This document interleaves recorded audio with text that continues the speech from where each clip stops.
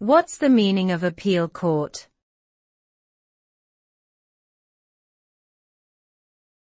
Appeal court.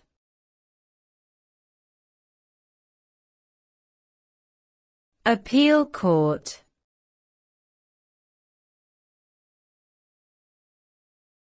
Appeal court.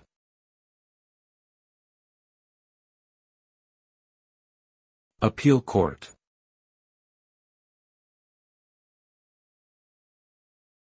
An appeal court, also known as an appellate court, is a court of law that hears appeals from lower courts.